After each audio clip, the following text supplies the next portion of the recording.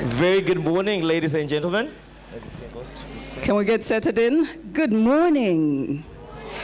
How are we doing? My God, you look good. You're looking amazing. But I think this side is looking more amazing than that other side. You think? Kayula. I absolutely do not. Have you seen my front row? Do you see this? The view is amazing. The Almost view like is Victoria Falls. amazing. But so do you. Did I tell you you look good too? Oh, thank you. My God. Look at my co-host this Apologies. afternoon, this morning, afternoon, and evening, and tomorrow, Kayula. A round of applause for you, please. Aww. You are very nice people. I'm thinking that we had a good night's rest, yes? We did, so we are ready for today. Are we ready? Why do we not sound ready? Is my half ready? No, my half is readier than your side. Are you guys ready? I told you. Hey, they might just be ready than my half. Absolutely. Like a little more ready. Guys, Absolutely. we need to do better than the other half this side. Are we ready? Oh, wait, yes. No, they can't outdo us, guys. They can't. Are we ready? I think we're all ready. I think you won. Take this We're all round. ready. And to just give us some energy to just start off this day on an amazing note, who are we starting with, Kayula? We're starting with me, because I'm already here. I am Kayula. I might as well tell you a little about me, shouldn't I? Because some of you were just getting to meet today. I missed you at the welcome cocktail last night. Did you have fun? Yeah. Awesome. So I am Kayula Sanga from Zambia. I heard that. I'm a multimedia personality. I'm a radio host, a TV host, event host. I do voiceovers. I'm an entrepreneur. I also run an NGO that helps women and girls from low-income areas. I'm going to keep it short. But that's me, basically, in a nutshell. A round of applause for Kayula, ladies and gentlemen. Fantastic. We're going to start with, from Kayula, we've already started. We're going to have a poem, right? Yes, we are going to have a poem from Lady Shawe. Lady Shawe, where is she? Please give her a round of applause. That was a very weak round of applause. Let's try again. Igama nguLady Chawe indodakazi kaMpanga zithi aqhubengela khona liqhwala ebedulo kuphela ndim lo mambhanjo sigodamela owasiza umkhonto amadoda abhodla igazi. And all I want to say today is welcome to the land of great opportunities, the only country in the world to be named after a heritage site, Zimbabwe.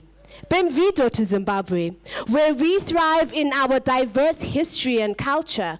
Olandiridwa to a land rich in royalty, full of kings and queens. Even a city's totem is that of royalty. From the mysterious Nyanga Mountains to the royal household of Great Zimbabwe ruins, Wayakuruwa to Zimbabwe, a land of striking contrast where ancient and recent, natural and built environments coexist. Riamuhetswe to Zimbabwe, where the balancing rocks of Matopos remind you to find peace in self, taking you to the city where there are billowing clouds of mist, the majestic Mosia Tunya, the mighty Victoria Falls, Lamgelagile to my home, where the air will remind you to breathe and be still, where the people will make you smile from within, where our nature will remind you that there is indeed beauty in this chaotic world. Welcome to Zimbabwe, where the streets we walk on hold such profound history of our forefathers and that of our spirit guides of Sekuru Kaguvi and Buya Nehanda, and of formidable women like Queen Lozike Dlodlo. Mawuya, to a land where the drum speaks and we answer in rhythm. Welcome to Zimbabwe.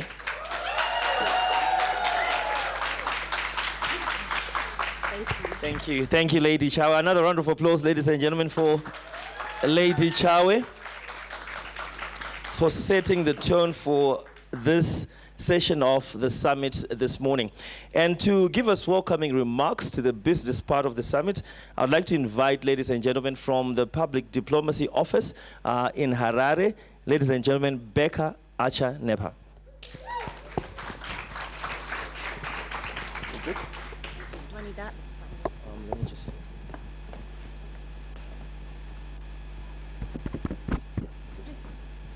All right. Good morning, everybody. It is so awesome to see a room full of amazing alumni. I'm so thrilled to welcome you all to the Southern Africa U.S. Exchange Alumni Summit. We have just about 200 alumni here from all across the region. So thank you so much for taking the time to come here to build your networks share what you know, inspire others, and make those connections that you need to make your dreams come true, right? So we need to do a little bit of a roll call, right? Okay, let's say bem-vindo to the participants from Angola. Let's hear it. Angola, where are you? That's not very much noise, Angola. All right, well, welcome, Angola. Bem-vindo. All right, let's hear it. Botswana. You guys, all right, Botswana, can you make more noise than that? I don't know, maybe not, okay. All right, how about welcome to the small but mighty Eswatini? 1, 2, all right. How about the alumni from Lesotho? Nice, welcome, welcome, Lesotho. All right, if you're from Malawi, please stand up. Woo! All right. Hola, Mozambique. Where are you? Yes. Okay, thank you so much for coming. Namibia. Where are Namibians? Oh, I think so far they're winning in terms of noise they can make. Let's see. Sawubona, South Africa. They're trying, all right. All right, we also need to recognize our co-hosts, as Victoria Falls belongs to Zambia too.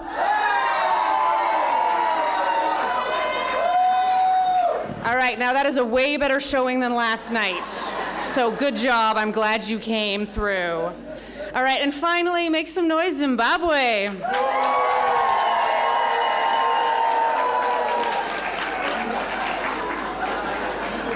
All right. There are people from all across this region that you can work with, that you can grow with. So please make your efforts this week to get to know different people from different regions that will help you, that you will help, okay? So you might not know this, but we have been planning to host you here for almost a year. The whole idea for this belongs to Ben, so stand up so we can thank you, Ben. And then Melanie, who you will hear from later, who gave us a lot of the support and the support from DC, as well as the money to make this happen. So thank you, Melanie. I'd also like to thank Ambassador Tremont for coming, the alumni coordinators from the region, and the Alumni Association that have all made the logistical support for this possible, as well as the public diplomacy team. So thank you guys so much for all of your hard work to make this happen. I would also be remiss if I didn't thank our sponsors from NMB Bank and Old Mutual for the fun stuff that you guys got to do. So NMB Bank for the welcome reception last night, Old Mutual for the BOMA show on Friday. So we are really grateful for our relationships with corporate sector. I would also like to welcome the media. Please feel free to talk to them. They have really great, you have great stories that they want to hear. So please, share your stories with the media. And media, please talk to our alumni because they're super impressive. Everybody here is amazing. So now that I have done my job of welcoming everybody, please let me introduce Melanie Monreal Starling, the Regional Alumni Coordinator for Africa. She works in the Bureau of Educational and Cultural Affairs. Prior to her current position, Melanie worked for the Bureau of Global Talent Management, that's our code word for HR, and where she managed leadership and rotational programs for civil service. Melanie also worked for the Peace Corps as a country desk officer for the Africa region, so she is well versed with this continent. She held the position of Overseas Staff Training Coordinator and Program Support Assistant in the Office of Overseas Programming and Training Support. Before working at Peace Corps, Melanie worked as an education program specialist at the Woodrow Wilson Center, where she coordinated the internship program. Melanie is a returned Peace Corps volunteer. Go Peace Corps! Because I'm a returned Peace Corps volunteer too, so I love it. And she serves as a teacher of English as a foreign language in Benin. She holds a BA in political science from Miami University and an MA from American University in International Development. So welcome, Melanie.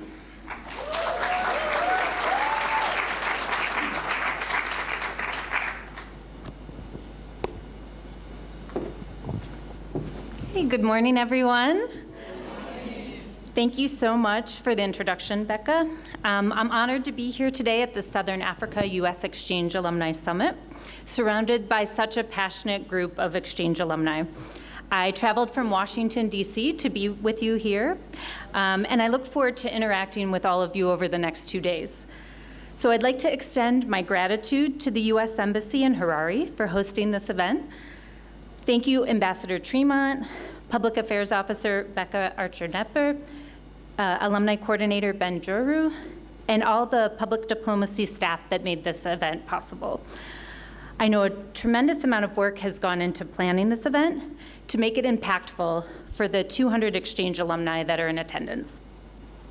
The Office of Alumni Affairs, the office where I work, advances U.S. foreign policy through robust alumni engagement and partnerships. We strengthen alumni programs, enhance experiences and skills gained during the initial exchange program, and build a lifelong relationship with exchange alumni, global community to advance prosperity and safety. Our partnership with alumni through the Alumni Engagement Innovation Fund, AEIF, supports international exchange alumni in utilizing the skills, experience, and relationships formed during their exchange to address shared regional and bilateral priorities, foster economic growth, promote peace, and inspire innovation. The Imparting Entrepreneurial Skills to Underprivileged Youth in Rural and Urban Zimbabwe was a 2023 AEIF project, which included a team of 5 Mandela Washington Fellowship alumni. The project trained 400 students on entrepreneurial skills, including topics like financial management, business modeling, and problem identification. They paired youth with experienced mentors from the business sector who helped them refine their business ideas and organized a pitch competition with potential investors, where participants received critical feedback on their pitch. This project helped foster greater economic stability and prosperity for the participants. In 2023, the AEIF project, Everyone Can Learn, in Botswana, taught 200 children with intellectual and learning disabilities important life skills related to nutrition, personal finance, and voter registration. The curriculum was tailored to the learning needs and designed to convey important information regardless of literacy level. The project team included Mandela Washington Fellowship alumni and Access Program alumni. So exchange alumni give back to their communities outside of AEIF projects as well. In November 2024, at Embassy Luanda hosted a US fair to showcase business and educational opportunities to 7,500 Angolans. Exchange alumni volunteered to present at the booths to showcase their startup companies, which strengthened the entrepreneurial environment in Angola. They also assisted in translation, transportation, and setup for the event. The Mozambique U.S. Alumni Association has showcased the power of their exchange alumni, and this year marks their 10th year anniversary. As a registered NGO, the Alumni Association has been able to manage grants, and they received a grant from the embassy to run a small grants competition to support priorities like entrepreneurship and education. Exchange alumni also serve as mentors for young people in their communities. In November 2024, Embassy Maseru hosted an exchange program open house at the American Corner. A group of exchange alumni led a group of over 200 students and young professionals, which included coverage by the local media. The event gave alumni the opportunity to mentor young people and network with fellow alumni. Lesotho Exchange alumni are looking to expand the event to districts outside of Maseru. As you can see, Exchange alumni are leading projects that make their countries safer, stronger, and more prosperous. We appreciate your continued support to build strong alliances between the U.S. and your countries. On behalf of the U.S. Department of State, I welcome you to Zimbabwe and look forward to hearing about how you're advancing innovative solutions to global challenges. I know I'm amazed by the work you do, and I look forward to learning more from the Southern Africa cohort of Exchange alumni. Thank you.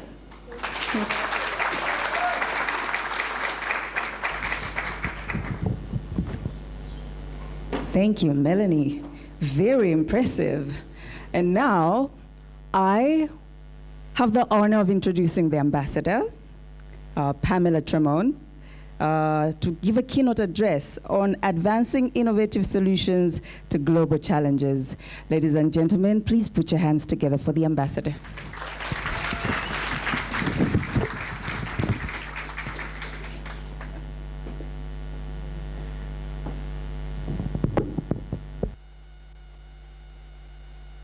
I hope you guys weren't up partying all night. It's time to actually get to work, so I hope you got some sleep. It was lovely to see you last night at the reception, and it's a great pleasure to be with you at the start of the Southern Africa U.S. Exchange Alumni Summit.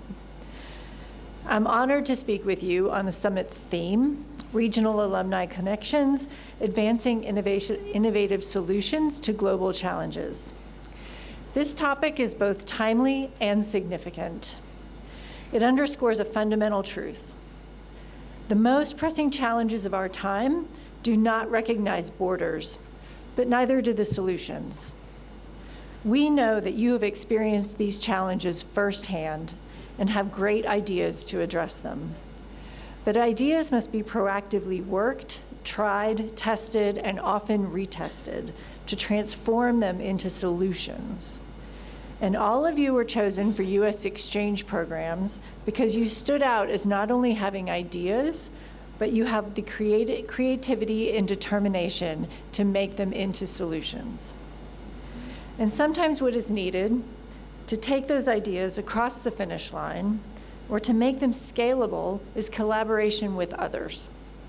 So at this gathering, we aim to build relationships we all need to make our countries safer, stronger, and more prosperous. Your leadership, vision, and imagination are crucial to achieving these goals. There are 3 messages I want to share with you today. First, we have new leadership in the United States that wants to build partnerships and effect positive change through bold and innovative action. Second, there is power in relationships. They make the United States strong, and they make your businesses and your organizations strong. And third, I encourage you to use modern tools and technology to improve efficiency and connections. On the first point, U.S. Secretary of State Marco Rubio said, "We need to ensure we have an environment here that's conducive to creativity, to boldness, to new ideas, to recognizing the dynamic world in which we live, one that is changing faster than it has ever changed before, and we need to be ahead of it." We want that environment here at this summit too. As we brainstorm, connect, and share ideas to address global challenges in our everyday lives. We see firsthand how alumni like you are transforming sectors and societies. Entrepreneurial alumni are creating jobs and driving economic development. You're running innovative business, supporting emerging entrepreneurs, and building networks to help businesses thrive. Some of you are exploring creative ways to gain access to capital and bolster your businesses through e-commerce, international partnerships, social enterprises, and financial literacy training. Education alumni are expanding opportunities for the next generation. Academics and inventors are finding novel solutions to food and energy crises. We know of alumni working to increase crop yields and reduce food waste to increase food security, while also creating food products for international markets. My second point echoes what Secretary Rubio said when he exhorted the State Department to revitalize our partnerships and work with our allies and partners to achieve common goals. The summit is designed to connect you with other alumni working in similar fields, often pursuing the same goals. The breakout sessions, they stem from your ideas, and they align very closely with U.S. goals for the region. We hope the conversations will allow you to meet those working in similar areas and work together to advance your essential work. In an inspiring example of cross-border collaboration and alumni engagement, last year, Hosi Innovator Trust in Zimbabwe and alumni in Eswatini partnered with the Jacob Institute at the University of Iowa, totally different state, to lead an incredible project that advanced entrepreneurial skills for 500 entrepreneurs in this region, emerging business leaders and pioneers in both our countries. Numerous alumni in both countries work together to deliver an American curriculum and build professional networks that helped participants grow their networks and their businesses. You are building connections and communities of practice to share both positive and negative trends in your sectors. You're sharing what you know in your communities and organizations so that you can move together. This summit is just one tool to help us achieve our shared goals. As members of the U.S. Exchange Alumni Network, which has tens of thousands of members regionally and millions worldwide, you have access to a wealth of experience, innovative ideas, and resources that can amplify your work.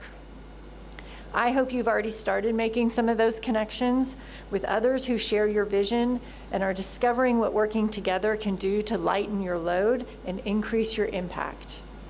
The final point I want to make today is about harnessing the power of new and emerging technologies. As forward thinkers and innovators, you have the opportunity to not only use new technology like artificial intelligence and time-saving apps, but to shape the sector and develop your own unique technologies and new tech applications. Alumni are driving innovation in tech policy, running groundbreaking incubators and hubs, applying artificial intelligence to their businesses for higher productivity, and training the next generation on technology advances. We know about alumni working with low-orbit satellites and bringing internet to rural areas. Alumni use cell phones and virtual reality tech to build telehealth programs and improve healthy lifestyles. Others are building their own AI to work as news presenters, customer service representatives, and analysts to reduce costs and expand operations.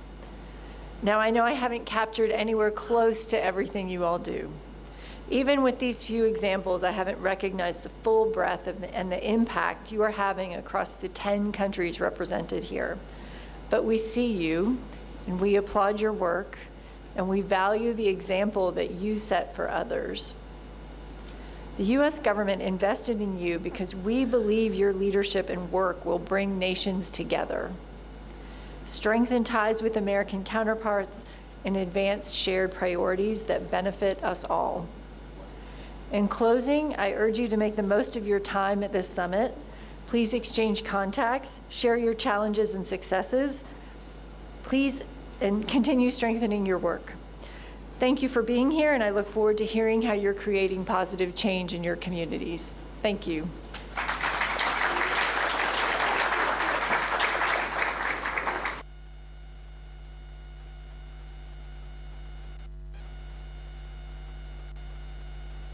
Many thanks, Your Excellency, for setting the platform and creating the opportunity for us to interact and collaborate on this level. So taking us through our first plenary this morning, ladies and gentlemen, once again, I would like you to invite Kayula to come through to the front, and she'll take it from there. Round of applause as she comes through, introduces the panel, and then we'll take it up from there.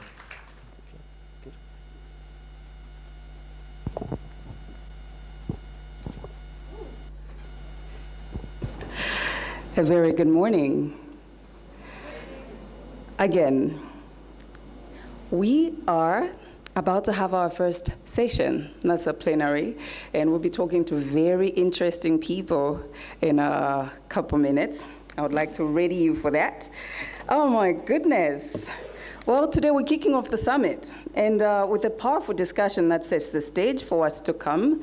Our opening plenary titled Alumni as Innovators, Regional Stories for Change, brings together 4 exceptional leaders, chairpersons of their alumni associations from Zimbabwe, Mozambique, Lesotho, Angola. These individuals are not only change makers in their countries, but also champions of collaboration, driving innovation and maximizing alumni opportunities for the greater good. So here's how we're going to frame the discussion before they come up here.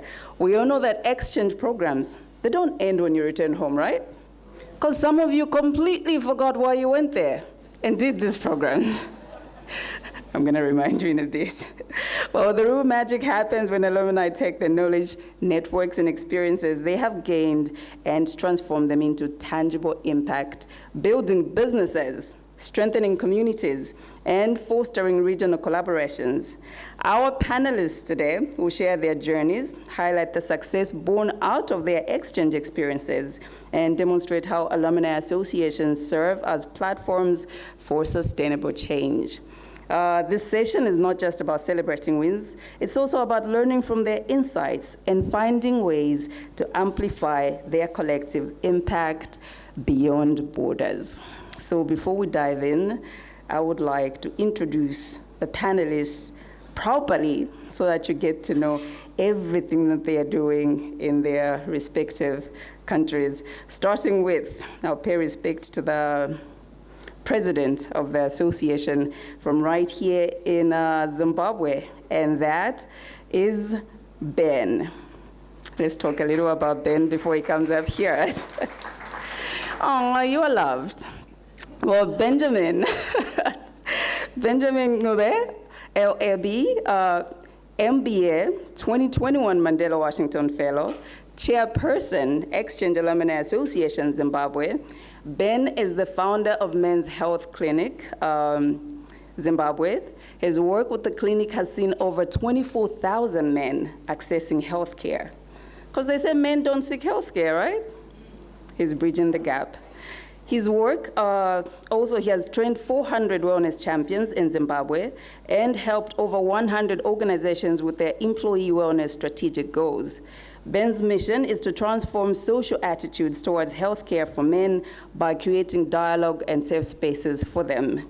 This echoed in his 2023 TED Talk, which imagined a world where improving men's healthcare-seeking behaviors is the key to achieving global health.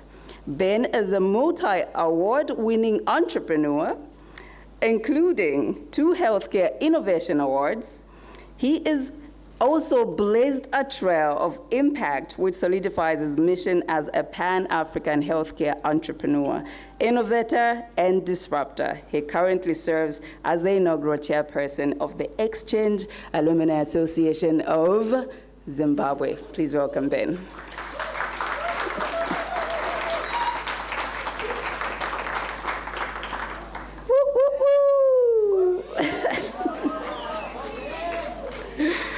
Yes. Okay.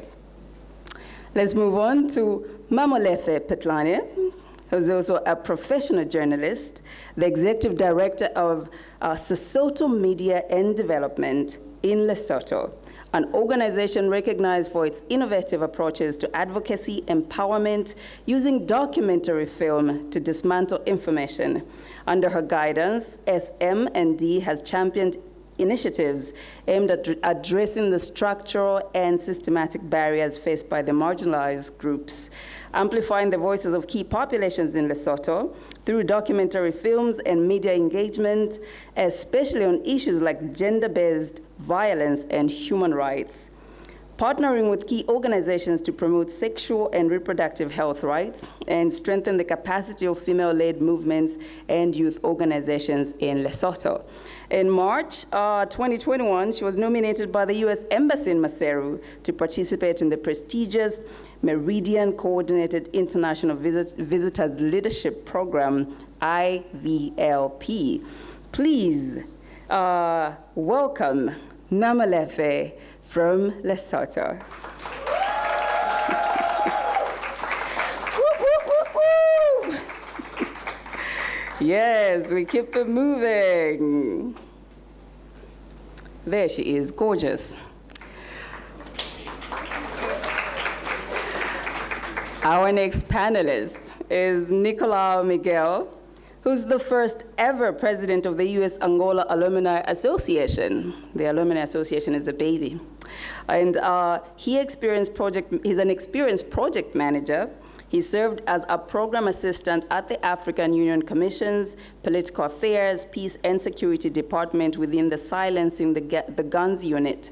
Nicolau is a European Commission, one Young World Peace Ambassador, and an alumnus of several foreign exchange programs, including the Mandela Washington Fellowship Program, the African Presidential Leadership Program, and Yali Regional Southern Africa, sponsored by USAID Pretoria. He holds a master's degree in conflict, peace, and security, jointly delivered by UNITAR. And Nicolau is fluent in English, French, and Portuguese. Color me jealous.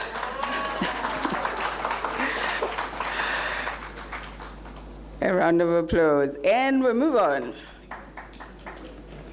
We're all about gender equality this morning.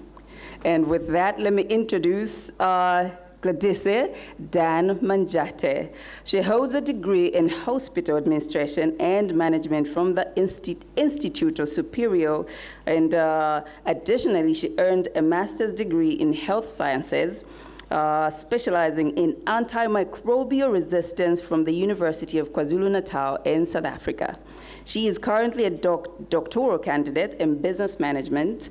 In the academic field, she lectures in administration and management, has previously served as the coordinator of the bachelor's degree in social action.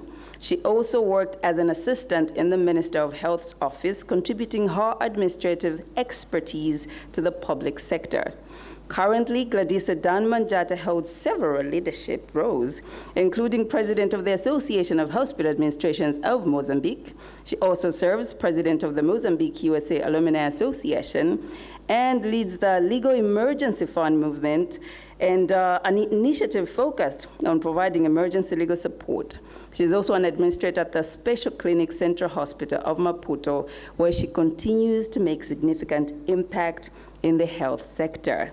In her background, academic background, and practical position as a leading professional in the hospital administration and healthcare management in the African context. I feel like Gladys and Ben will get along. Please welcome our fourth panelists.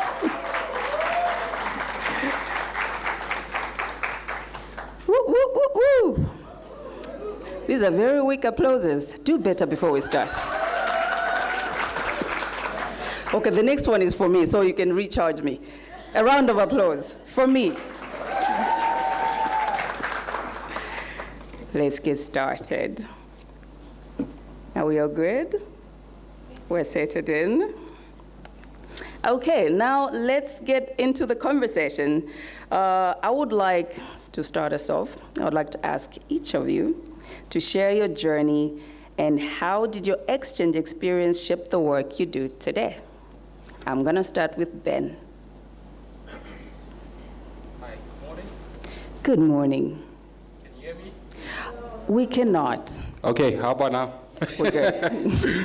Hi, everyone. So my name is Ben. I was part of the Mandela Washington Fellowship, the unique one, the 2021, which was 2021 one, which was virtual. In fact, we applied in 2019.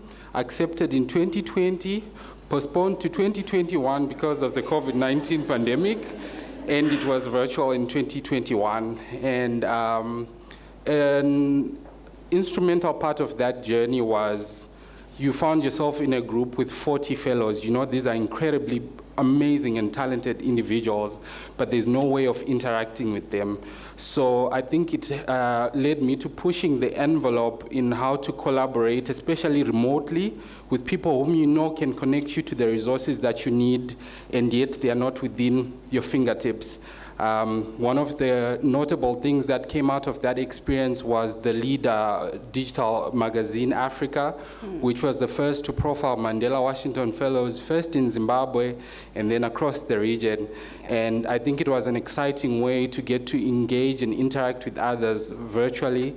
And since then, I think that collaboration has become a very central part of the work that I do. Thank you. Okay.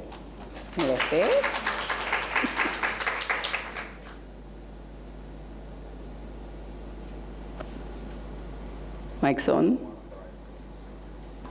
Okay, thank you. Brilliant. Thank you very much, Kanyula. As you have mentioned, my name is Mamolefe Petlani from Maseru, Lesotho. I was part of the International Visitors Leadership Program that was in 2021. I share the similar information with my colleague Ben. I attended the program virtually, and the training was on NGO management. As you know, I'm in the NGO world. So I was with the other 20 colleagues from different countries. I was the only one from Lesotho. I believe that session was of help, a great help. As you know, globally, everyone was just under stress with COVID. And somehow this did help us to focus on something positive. Though at that time, our digital world was not so excellent, but I believe it did help to be on that program.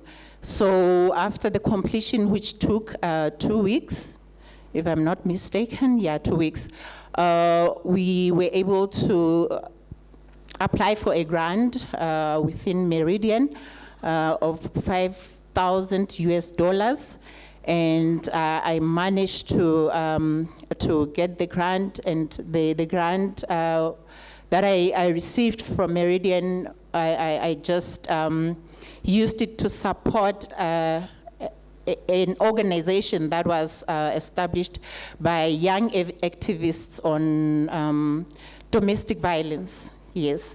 So with me, I managed to grab that opportunity at that time. Thank you very much. Yeah.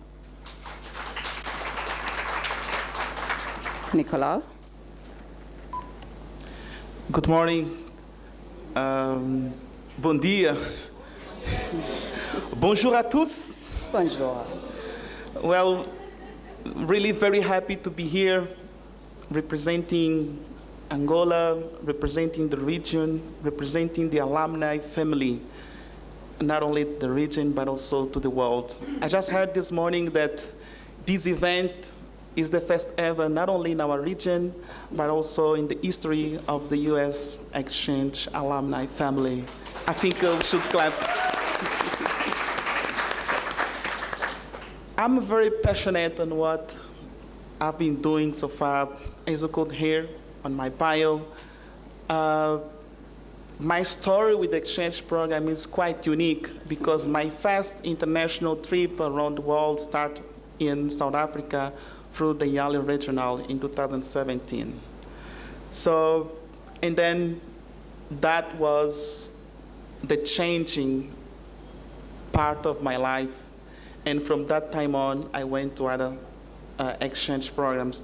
Well, in the Mandela Washington Fellowship in 2019, I went to Virginia Tech, the School of Public International Affairs in Alexandria, and I did public management. Yesterday morning, I shared with our alumni coordinator that while I was in the fellowship in Mandela, I had such a unique experience. And while I was there, I was envisioning what could I give back to the community. And guess what? Today we have our US AAA, which is the US Angola Alumni Association. We call it US AAA, which is our baby.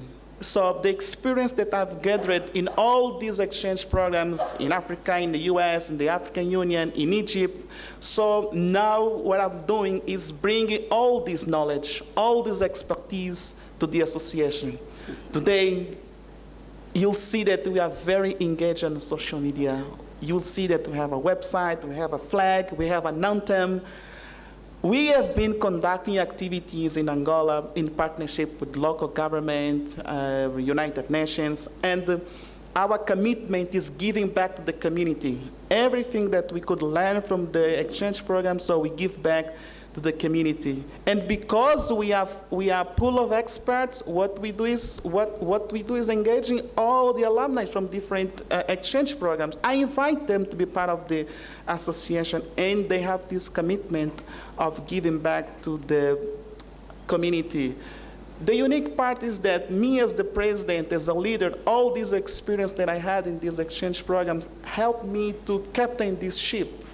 So, and I'm very happy that for us, the USAAA is not just a network of alumni. This is an organization where in some years people may say, I work at the USAAA. So I'm very passionate on what we are doing, and I think this is the kind of gratitude of saying to the US Exchange alumni in Washington that everything we have learned, now the response is that we are giving back passionately to the community. Over. Okay.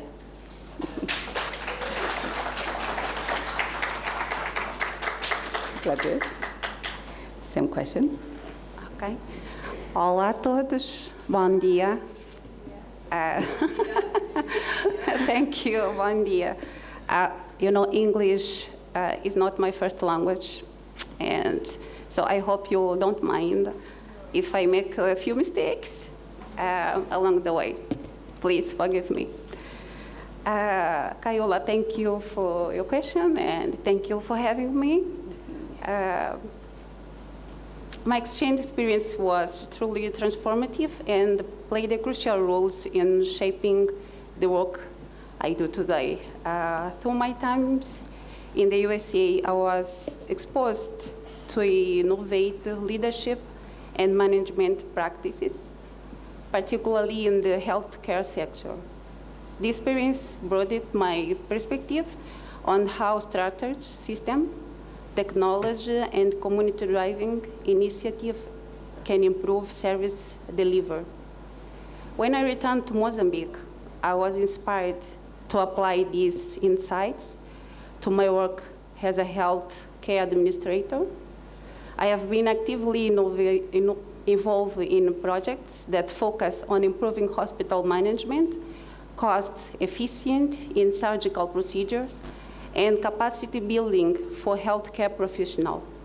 Additionally, my experience reinforced my belief in collaboration with has led me to engage with both public and private stakeholders to drive impactful change. As the president of the Mozambique USA Alumni Association, I'm committed to forcing connections between alumni and maximizing our collective knowledge to address key challenges in our community. The exchange program not only raised my professional skills, but also reinforced my importance for using our networks to create a sustainable solution for social and economic development in my country. Thank you, Kayola. Thank you very much. I would like to mention that this session is 1 hour, 30 minutes, and at the end, you will be able to interact with the panelists the last 30 minutes. Ben, you are my timekeeper, because I did not set an alarm. And I'm going to sit.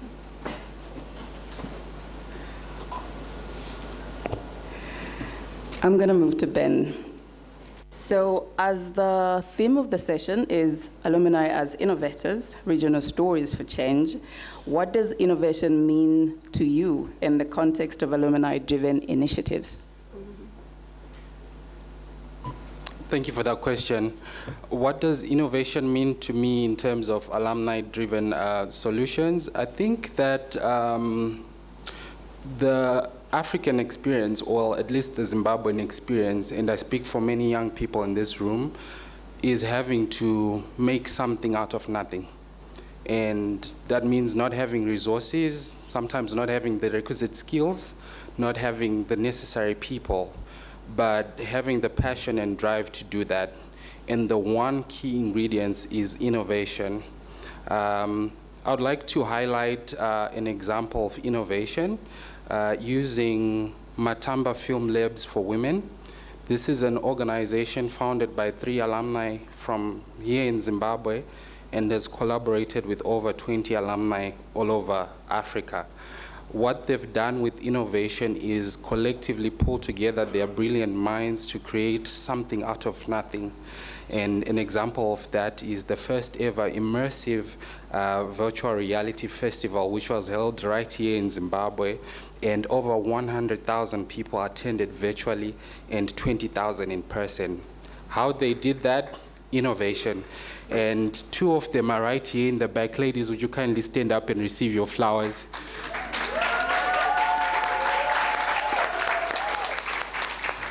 That is what innovation means to me, Kayula. Thank you so much. And Mama Lefe, I'm going to move to you. Looking back, was there a defining moment in your exchange journey that set you on this path of impact and leadership?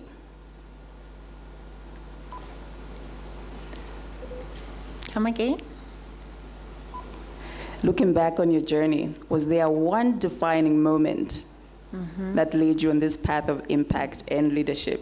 Just that one thing that made you think, I should step up and do better. Oh, yes.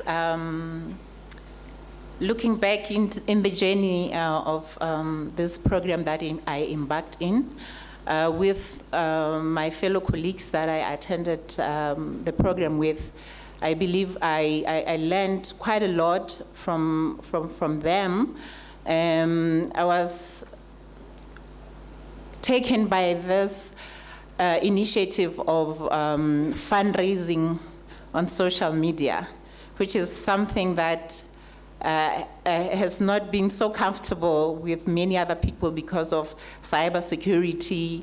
We know most of the things are not reliable, and you will not be sure exactly what to do or where to start. How do you detect prominent people here? With doing a proposal online. So I believe there were initiatives shared that somehow highlighted how to detect reliable grants on social media, how to do it so that you are not caught up in these scams that we all know about. So for me, that was a take home, and I believe we did try to take it up with my team, and yeah, it did work well, yes. And Nicolau, can you highlight a key business or community development success story that emerged from your participation in the exchange programs? Yes, I think with the support the U.S. Embassy in Angola, creating the U.S. AAA, which is the U.S. Angola Alumni Association, I would cite as one of the key impact that I would like to share in this panel, because the association for us is a pool of experts, and we have experts in public health, cybersecurity, entrepreneurship, public management. So that's the umbrella where we have the opportunity to go to the community and then try to help bring the transformative development for the communities. So for me, this is very unique. So creating the effort to put together an association, which is the official umbrella for all of us to come and speak in one voice, that's really the most impactful community engagement solution that we have brought forth. Okay. And Gladys, like every time we do these exchange programs, it's all about collaborating, networking, and meeting new people in different sectors. Have you had any collaborations with alumni in other countries, and what has stemmed out of that experience or those collaborations? Thank you, Kyle, again. Yep, I had a collaboration with another alumni but the most collaboration was with the embassy.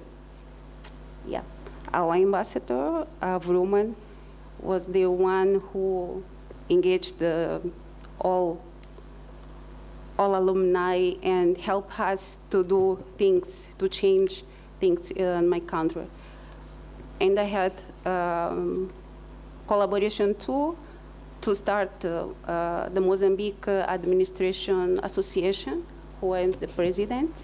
Yeah, the other fellows helped me to start this, and now we are developing an automatic system to calculate surgery costs in the hospital. I'm not doing alone. I'm doing with my fellows, and I think it's a good collaboration that I have. That's amazing. Ben, alumni networks often support grassroots movements. I guess the whole reason we're bands together to make change. Can you share an example of how your association has addressed urgent needs in the community, such as, crises, emergencies? What has your association been doing? Thank you so much for that question. I think one of the most exciting things that we've had to do as the association is the recently launched Speak Zimbabwe project as part of the Alumni Engagement and Innovation Fund. Our alumni association, in collaboration with two alumni, is the recipients of the award for the 2024 chapter. This project is centered on making information on the Constitution available to young people so that they interact with it and know what freedoms of speech and expression means to them within that Constitution. And I think the time is very timely right now to talk about those issues, because I believe, and we believe, that young people need to be on the forefront of change and speaking about things that influence and affect them as change makers. So being part of that initiative as Speak Zimbabwe and see it come to fruition as it is right now, I would say it's definitely the highlight of the work we've been doing. Our Alumni Association is just over 15 months old, and the work that we've been trying to do has been incredibly challenging. And to have these small wins, which are very big, is exceptionally exciting. Thank you so much. Okay. And Mama Lefe, what are some of the practical ways alumni can leverage to grow? What are some of your association? What are some of the strategies that you have found most effective in mobilizing people to do community work? Because it can be hard sometimes getting people in line. Yes, thank you very much for that important question, Kanyula. In Lesotho, we have, as Elia said, we have American Corner. It is a department that is where the youth of Basotho are able to go there and interact. It is placed at our state library, a centered place where it's reachable for everyone. So it is a very good platform where young people are able to interact. There's one section called American Corner Rooftop. It is an outdoor venue where activities are able to be done outside, particularly in spring and in summer. Yes, so American Corner is a very good platform where we are able to gather and learn from each other. And maybe just to share that before I could embark in this program myself, I attended one activity where a young person was sharing her life story on issues of mental health. I think it was in 2018, my first time to deeply hear about information on mental health, not being aware that 6 years down the line, I'll experience the same thing of issues of mental health. In 2014, I got very sick, diagnosed with chronic anxiety. And I must say, if it was not of the lesson learned from one alumni at that time who was sharing her story on that platform at American Corner, I think we could be talking another story now, but I'm grateful for that. Okay. Yeah. And Nikolai, funding is often a challenge. Oh, yes. Funding is often a challenge for alumni initiatives. What approaches have been successful in securing resources and partnerships?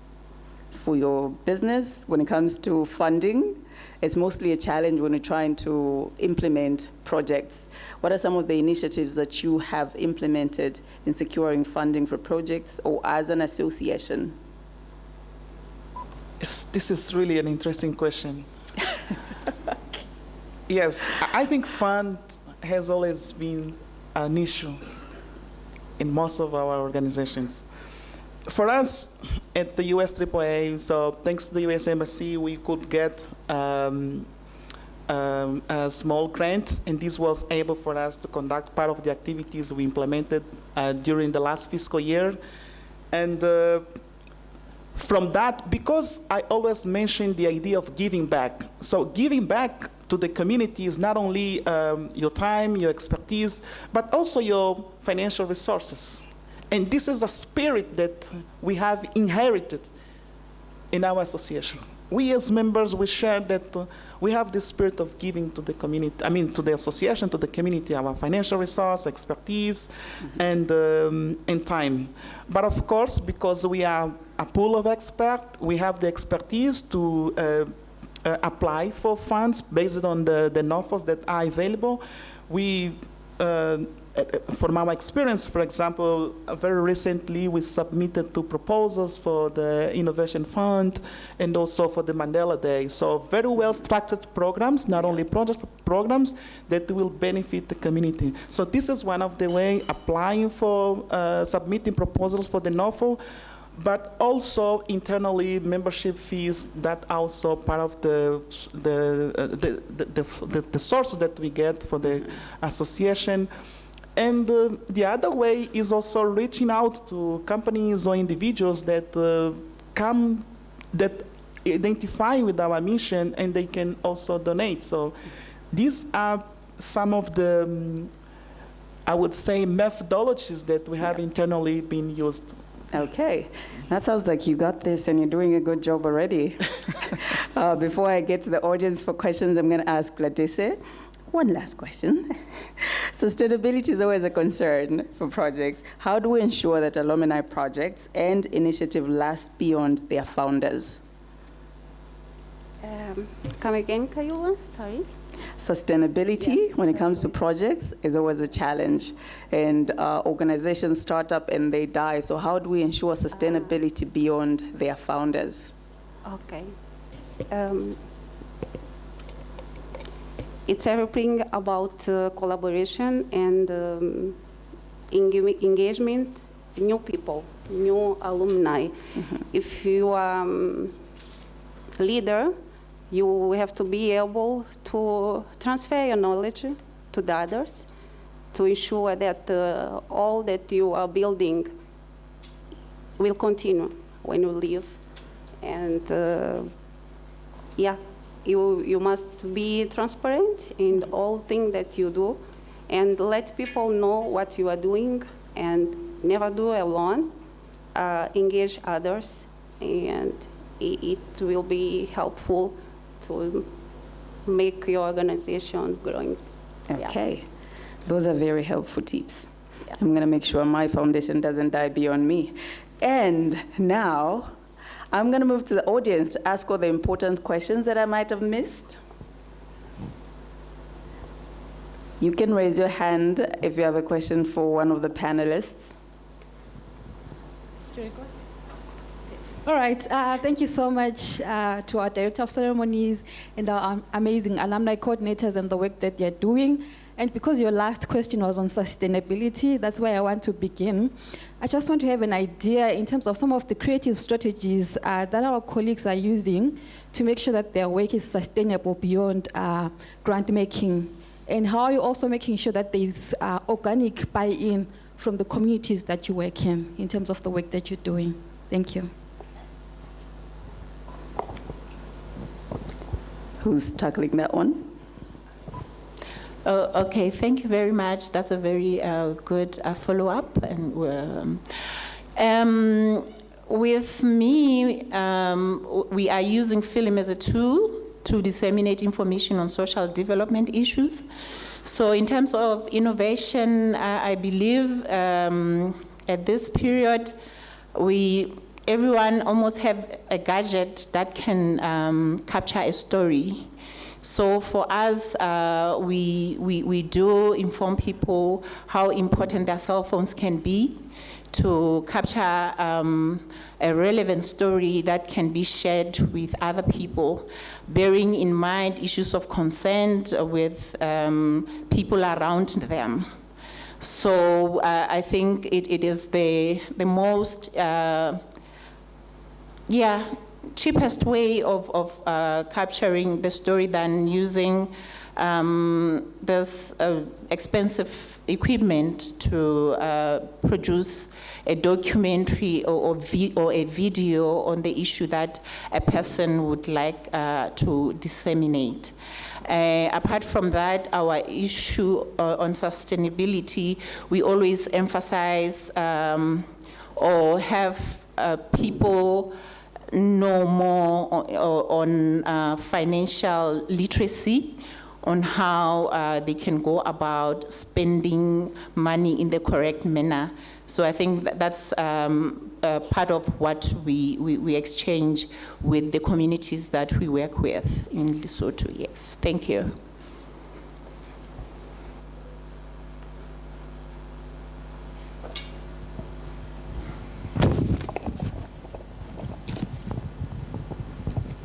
Good morning, everybody. I am Shana Grozi from Namibia. I would like to ask all of the panelists a question. In terms of skills or knowledge transfer and capacity building, what methods of mentorship have the speakers deployed to ensure that their skills and expertise is directly transferred to their immediate neighbor? Thank you.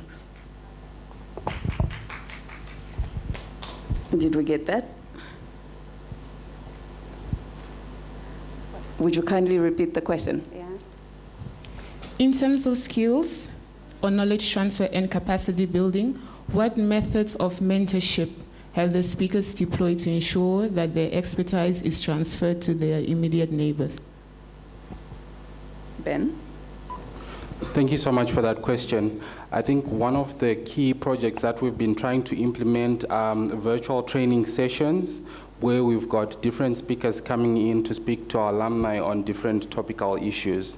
I think that has been very helpful insofar as facilitating skills transfer, but I think it also feeds into our strategy on sustainability and community buy-in based on the previous question that we've got, because the biggest resource that we have is ourselves, and most of the knowledge transfer and skills and most of the projects that we do come from within, and the buy-in aspect of it comes from alumni realizing value in the work that we're doing.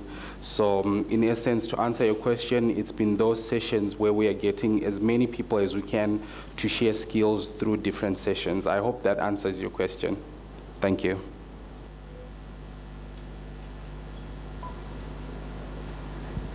Please go ahead.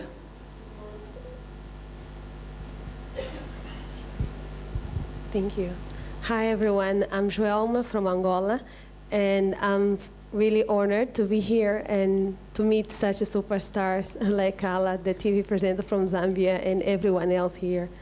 I don't really have a question, but I would like to share a story because one of the questions from the panel was how the exchange program changed or impacted the way we do things. I'm a high school teacher, and I was honored to be part of a Humphrey program in 2021-2022. my first application, I was not accepted, and everything around me in terms of qualification looked that they were really right not to select me. But I also knew when I looked at what the heart of the program, I knew that if I had the chance to have the platform to just be in a room with those giants that are in such a position, I knew that my life would really be better.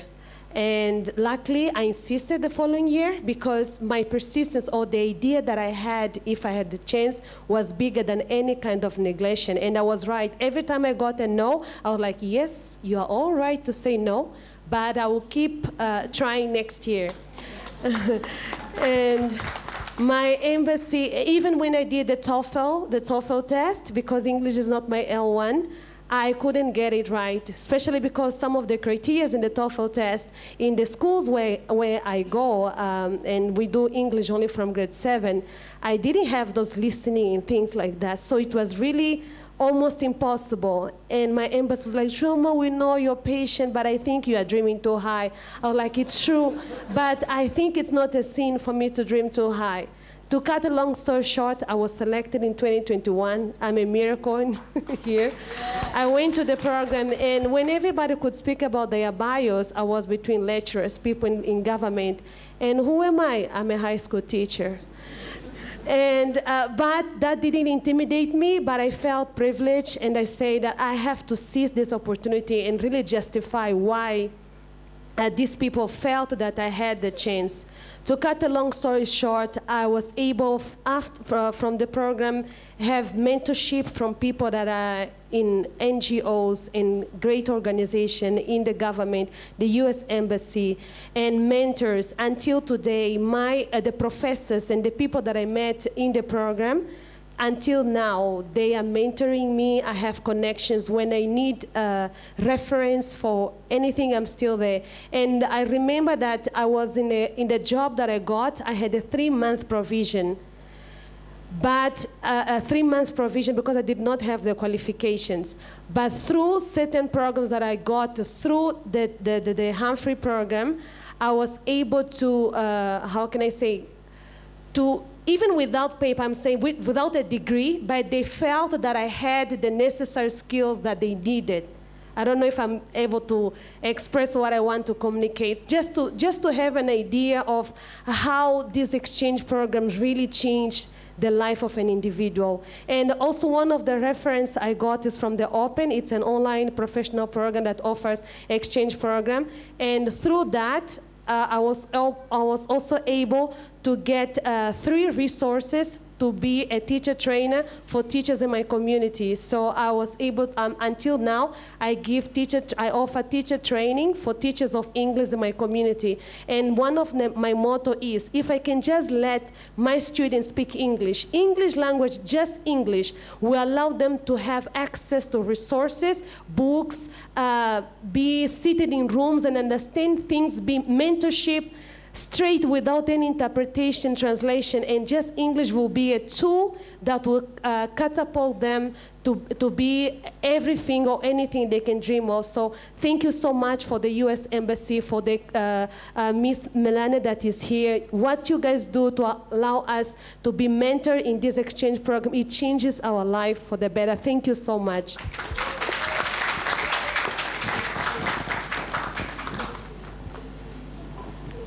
Do we have time for one more? Okay, one more question and then we wrap this up. Thank you. So this panel was very, very good. I'm Tadala Chimkwezule from Malawi. I call myself a lawyerpreneur. I'm a lawyer by training, but an entrepreneur at heart. Why I think this panel was very good was because in Malawi we do not have an alumni association. So we want to learn from all the people that have that association in place, including all the presidents here that presented. If you are able to share with us your documentation, the processes that you undertake for the Alumni Association, how you keep people interested, how you ensure that people don't feel out of place. For instance, in Malawi, we have a situation where the Mandela Washington is regarded more highly than other trainings.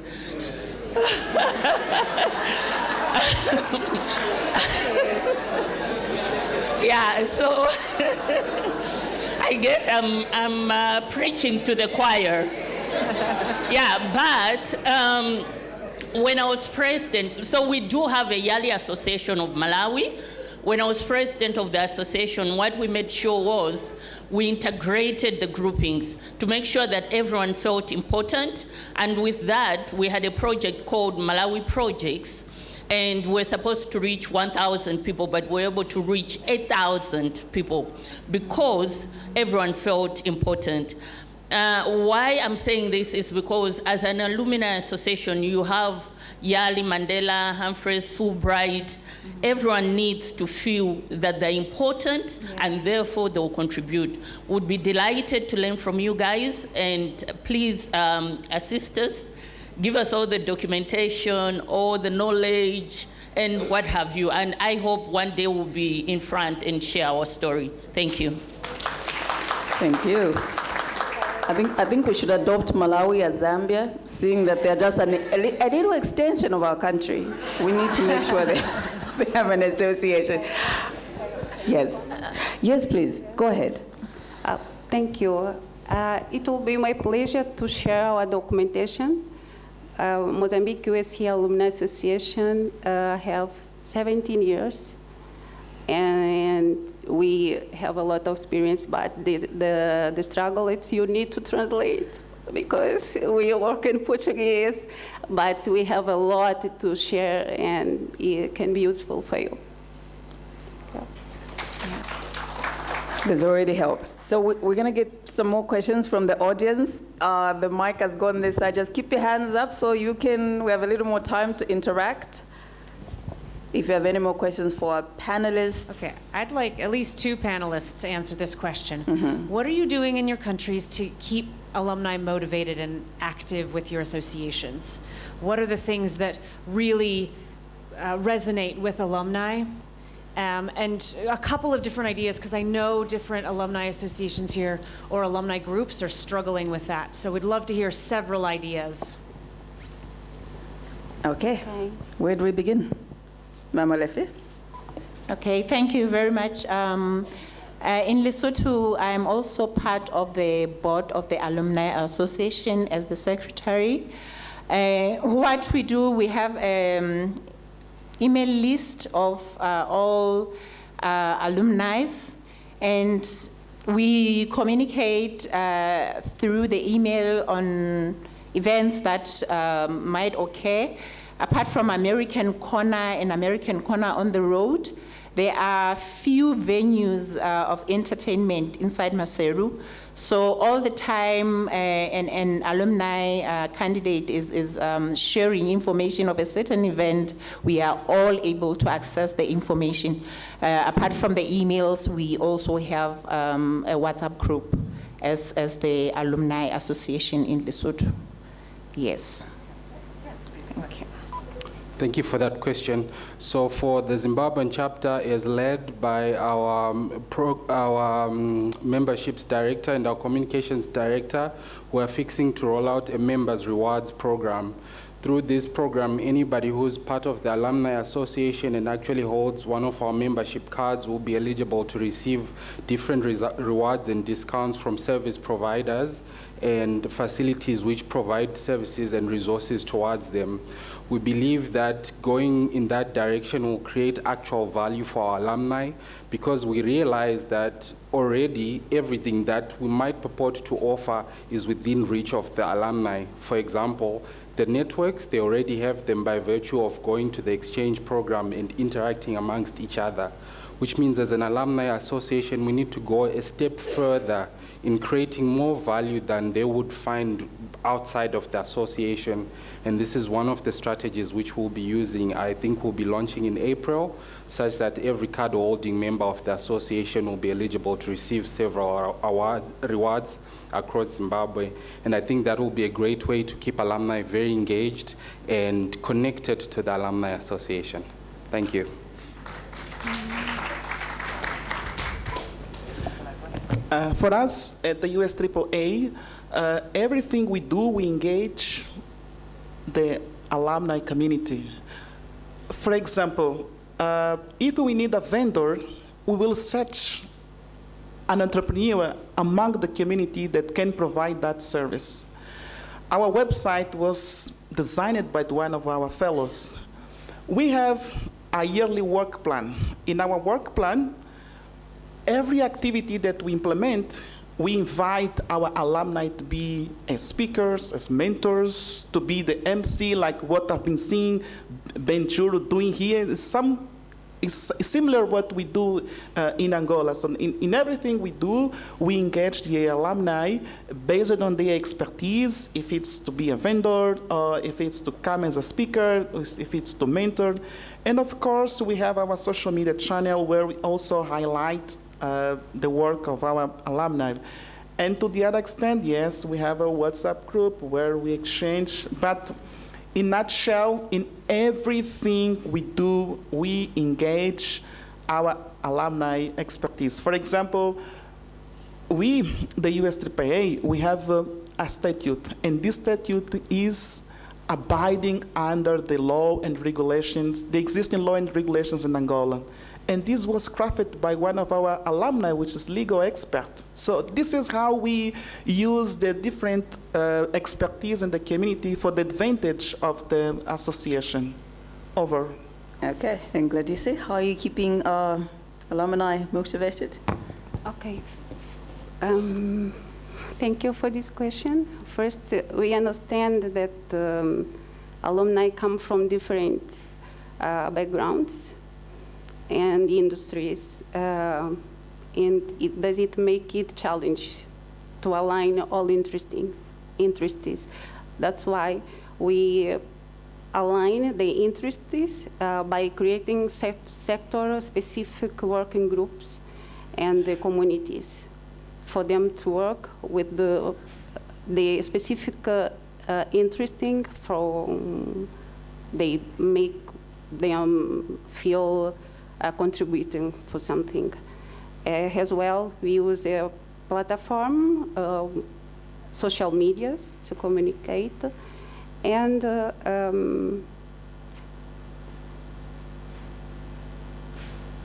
for keeping all alumni actively involved, we address proposal driving initiatives such as mentorship programs. We do network events.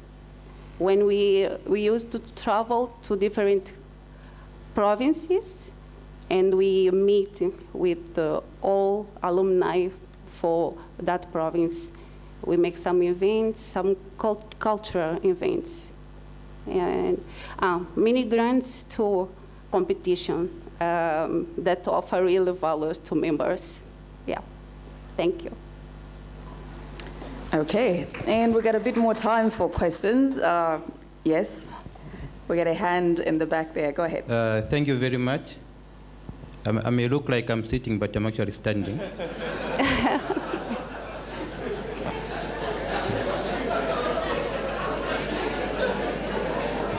My name is Obed Mambwe from Zambia. I attended the most prestigious U.S. exchange program, which is the Mandela Washington Fellowship. In 2019, I founded an organization called the Federation of Sign Language Interpreters and Translators of Zambia. I'm also a former board member for the World Association of Sign Language Interpreters, representing African continent from 2019 and to 2023. My question is around inclusivity. Oh, also, the most beautiful woman in the world is my wife. My question is around inclusivity, but I'm free to mingle. To all the panelists,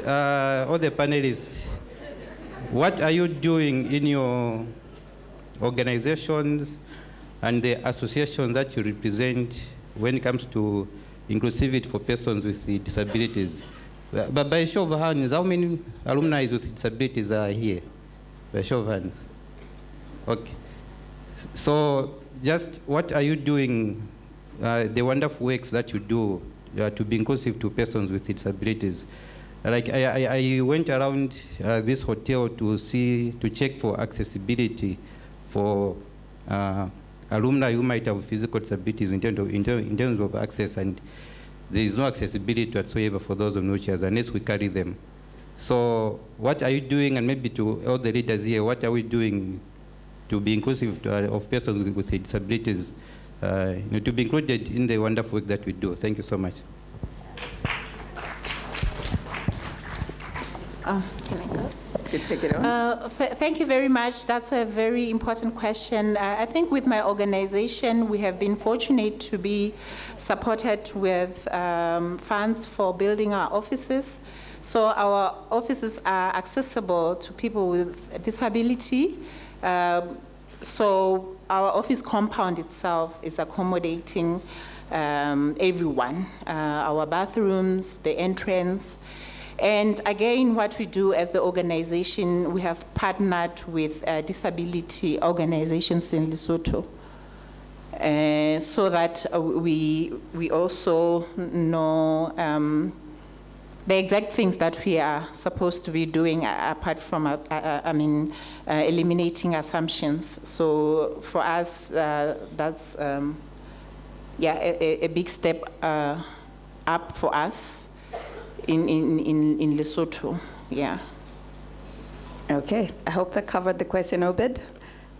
I have a question. Do you want to add to that as well? Yeah, sure. We are in the process of building our programs for the second half of the year, and in doing so, we are guided by the principle that there's nothing for us without us. So we run a few consultative processes, especially with disabled members of our alumni association, to better understand what it is they need from us and how best we can support that. So that is our drive towards inclusivity, to make sure that in everything that we deliver, we've got the permission and input from those people who are supposed to benefit the most from it. Thank you so much. Okay, I guess that should lead to my next question. Many of our challenges require systematic change. What role do alumni networks play in advocating for policy shifts in business, education, governance, the work that we're doing in communities? Because mostly there's policies that govern all that. Are we engaging the policymakers as well to help our associations make change? Please go ahead. Yes, I think this is a question that is also very important, and that's why I stepped in. Yes, for us, I was exchanging yesterday with Gladys. We as the association, to some extent, we are the voice for the voiceless to the decision makers. Who will influence policy change if not us, who have the expertise to engage with those who can change, who are the reformers in this sense? So that's why we as the association, we are a very powerful network of experts. And with our different expertise, people working in the civil society, in the government, and also in the private sector. So when we have all these experts in the association, so that's very easy for us to come as one voice, as association, to speak for the voiceless. So that's how I see a unique importance of us as association, not only to go and implement activities, but to some extent to influence reforms when it's needed and where it is needed. That was good. That was Takot. Should we take like one more question and then close? Yes. Yeah. Hello. The mic. I was given the mic over here. Shall I proceed? Over here. Shall I proceed? No, we have a question in front. Okay. Okay. So my question is for the alumni associations. So a lot of times I get questions about sort of how people can fund their alumni associations. So could you let me know like where your funding is coming from? Is it coming from the embassy? Are you getting grants for the alumni associations? Are you getting private funding? Do you have membership fees? I'd love to know a little bit more about that, just because a lot of times people are coming to me and wanting to know more information about how they can keep their alumni association sustainable. Oh, thank you very much. In our case in Lesotho, we do have membership fees for the association. We are actually self-sponsored, and we do request for assistance at the U.S. Embassy if there's need in terms of meetings that are held outside American Corner premises. So if it's a venue that needs to be paid for, or where we would need to get refreshments, we sometimes do request support from the U.S. Embassy. Thank you. And Gladys, how are you keeping your projects funded? Where's the money coming from? I'll be real. I was translating my answer, but okay, I'll try to answer now. I was translating to Portuguese to English for me to answer better, but I'll try to explain. In Mozambique, there are many ways to have fundings. First, as I said, we have many alumni.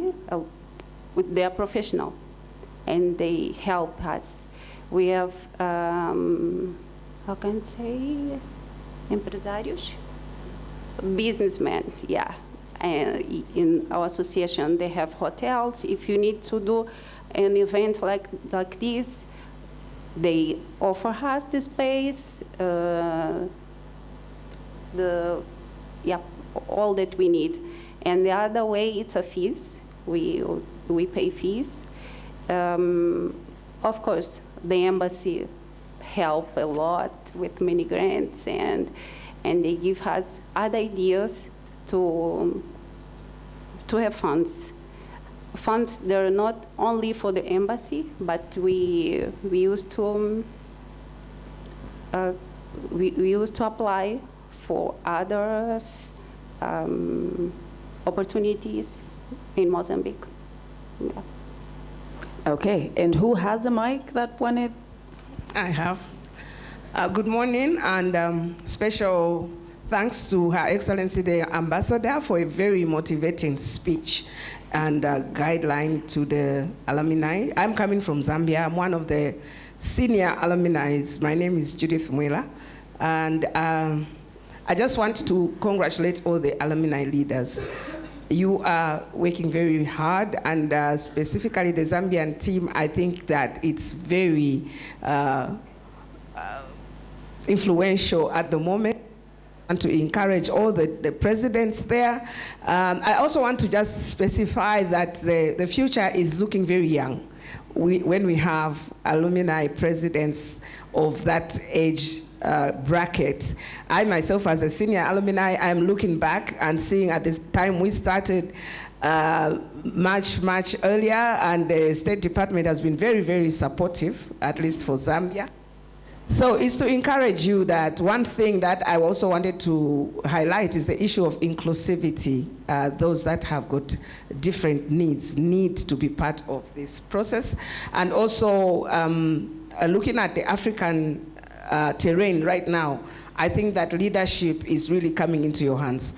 And if you can just keep moving and continue to be proactive and reach out to the ground. I think that alumni, the Malawi participant mentioned that everybody should feel very important.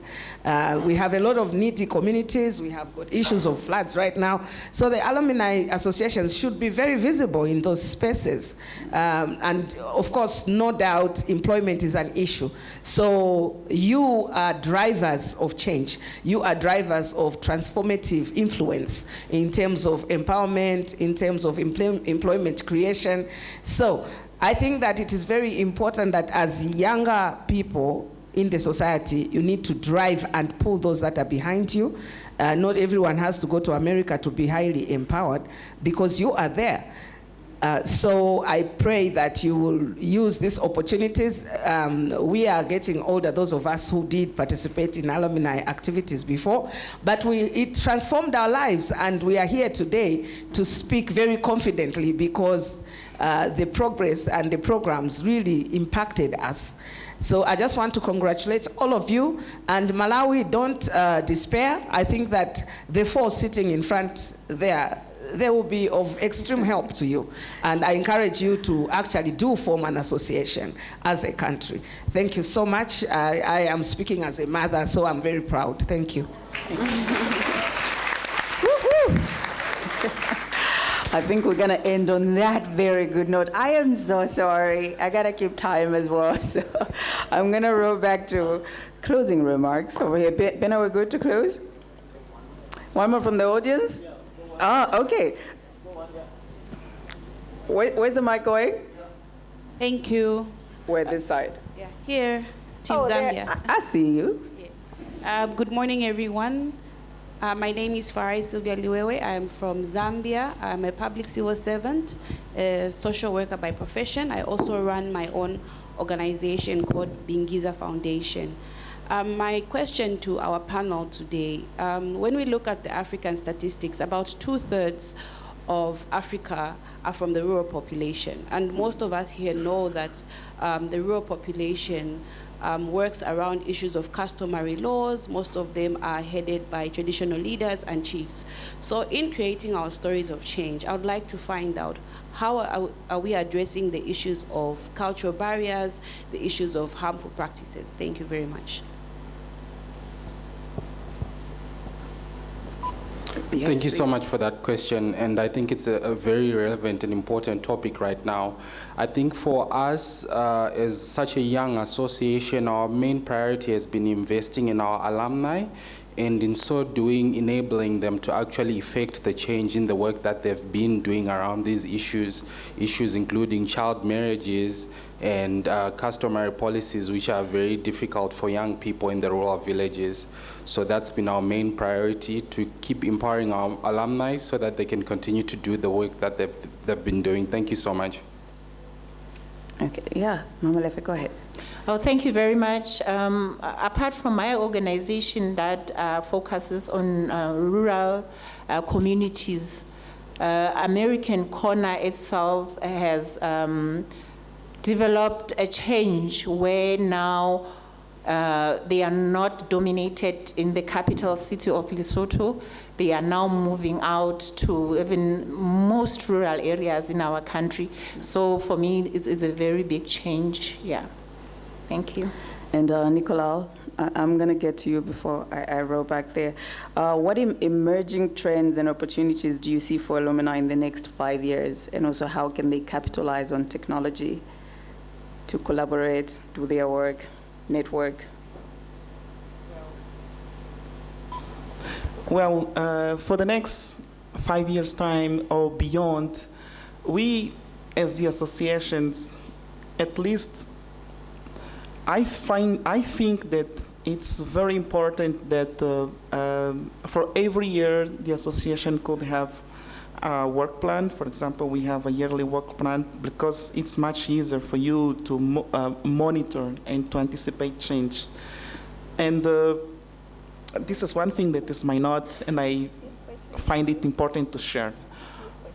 Something unique that we do is always to align our activity in line with the mission of the U.S. Embassy there where you are. This way, it's much easier for you to get the needful support for you to implement your activity. For the next 5 years beyond, my suggestion is to design projects and programs that are in alignment with the U.S. mission there where you are, and this is what we do, and this is some kind smart for you to mobilize resources and all the kind of expertise for you to be sustainable. So that's something unique that we should keep in mind. Yeah. Gladys, you wanted to take that on as well, chime in? Yes, Kayola. I would like to address my dream to Ben. Ben, please, before this, think about to create a regional alumni innovation center. Yeah, please, Ben, create this for us to have a space for alumni to share best practice, pilot innovation, solution, and across border. Yeah, you start this, and you can do that. Yeah, let's join us. Join us in this way. It would be much better. Thank you. Okay, Ben, you have a challenge. Do you accept this challenge, sir? It's my dream, Dad, but thank you. He accepts. And I think that should go to Beck as well, since she's, together. You should work hand in hand to make sure that that is a tangible dream. We got to wrap up, though. So I'm going to ask it. Yes, please, go ahead. Yes, I just would like to amplify what Gladys said, and this is one thing I shared on our X-Space discussion. We have this gathering, and then we think that maybe for the next 5 years beyond, if we could have, for example, the regional alumni association. For example, in the region, we have the SADC body. If we can have a body of all the alumni association, and then every year we change the chairmanship like we do at the African Union, at SADC, that would be fantastic. And you are already leading, so let's take this as the first regional, and then we come with the others. So this is something we were discussing over. I, Kayula, endorse this message as well. I guess we should close now. Any closing remarks to the attendees? And also, every year we have like young alumni fresh out of these programs. What advice do we have for them to be impactful in their work as they finish these programs and inspire these people? I'm going to start with Ben. Thank you so much. I'd like to close by saying leading my alumni association has been the most challenging leadership role I've ever taken on in my life, mostly because you are building something that you might not necessarily see the end of. Because an alumni association, you build a foundation, your successors will bring it to window level, the next and the next. So what it is now will be very different in the future. But the biggest lesson I've learned from that is having the foresight to invest in a community now for rewards later. So in the work that you do, even if you don't see the roof of the house, even if you don't see the results of your work immediately, just keep pushing, because you create room for the next person to come and take it further and further. Thank you so much. Namalefe. Thank you. For me, I would like to start by saluting the Zimbabwean team for organizing this enormous event. So with these flags in front, I believe the next country will be hosting the same summit.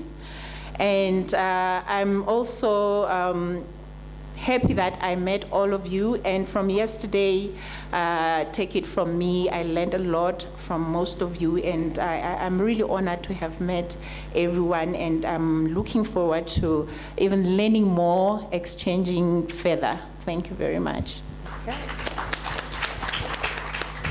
Nicola? Well, for me, I just would like to invite all of you in your home countries, please join your U.S. Alumni Association. If you don't have, like in Malawi, we are here to support. For us, we have Bartolomeu Milton. Bartolomeu, can you stand up? Just for see.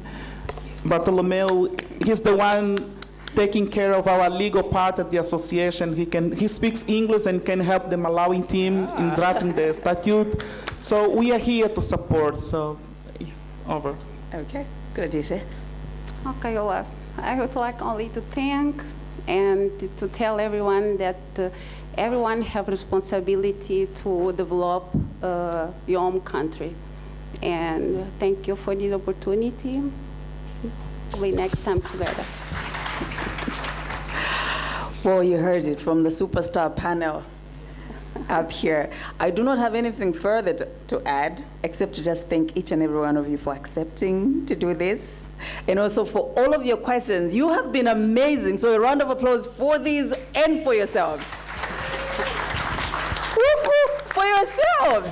Come on, a round of applause for this panel. Yes. We are done. Thank you very much. Another round of applause for Kayula yourself. I think she did a fantastic job, ladies and gentlemen. You may take your seats. Thank you. So just a bit of housekeeping in terms of what we're going to do. Thank you so much once again. You may kindly take your seats. A round of applause, ladies and gentlemen, as our esteemed panel takes their seat. All right, a bit of housekeeping. So we're going to have breakaway sessions from right now. After this, we're going to have tea, but after that, we're going to have breakaway sessions. And I'm sure, yes, we all have our program of events. We do. Did we bring our program of events? All right, great. But let me just also, reiterate and just tell you what's going to be happening after tea. Tea is 15 minutes long, from 10:30 to 10:45. We are done. 10:45 in the Kalala room, which is here. We're going to have a conversation around financing entrepreneurship. And this panel basically is about entrepreneurial alumni, which will discuss a range of tools, mechanisms, and new programs to access capital with a specific focus on financing models, youth-driven innovation, entrepreneurship, and strengthening of micro, small, and medium to medium-scale enterprises. The second one is not in Kalundu room anymore. Please take note for those that want to attend the one on thinking globally and acting locally. That is not Kaluru, but it's in Gwai. It's in Gwai, which is right there, which is right outside there. And this panel will spotlight on worldwide initiatives adapted to suit specific country contexts, providing efficiency and effectiveness to defined audiences. So that's in Gwai. Please take note for those that are attending that on your programs. The third conversation, which is in Kazuma, which is also just outside, you'll see it. As you're taking tea, please make sure that you can see your rooms there. This one is on innovative agricultural practices, and it will be on where panelists will share how they are addressing the challenges of food security with a focus on smallholder farmers. Panelists will discuss means to enhance productivity in agriculture, adoption of technology and indigenous knowledge systems. So that's innovative agricultural practices in Kazuma. And then the last one, it's not in Pagota anymore, but it's in Matezi. It's in Matezi, the one on STEM as a vehicle for sustainable development. Is in Matezi, and we'll direct you to that. This is discussing and exploring alumni efforts to advance STEM education and workforce programs in the region and how they fit into broader development. So just a quick recap again. The one on STEM is in Matezi. The one on innovative agricultural practice is in Kazuma. The one on financing entrepreneurship is right here in Kalala, and then the one on thinking globally and acting locally is in Gwai. Is that okay? Okay, fantastic. So one last thing that we're going to do before we go for our teas, I'm going to kindly ask our photographers to come right up to the front. I think, photos are the way to go, right? So we want to take a group photo. I'm going to kindly ask everybody to stand up, and our photographers are going to take us from the podium so that we don't have a problem in terms of just the logistics. So you can stand where you are, and then the photographers will direct us and take photos from here. And we've got a hashtag. Nicole, where are you? If you can help us with the hashtags for the event today. There is somebody close who has seen the hashtag on the group. There's a group that's there, so that you can also kindly share on your social medias. All right, no, but we'll share. Okay, I'll look for it. Are you here? Okay, we'll share it on the group. All right, great. So our camera people, if you could come up to the podium, to the stage, please, and give us directions and whatever you want. Are you happy this way?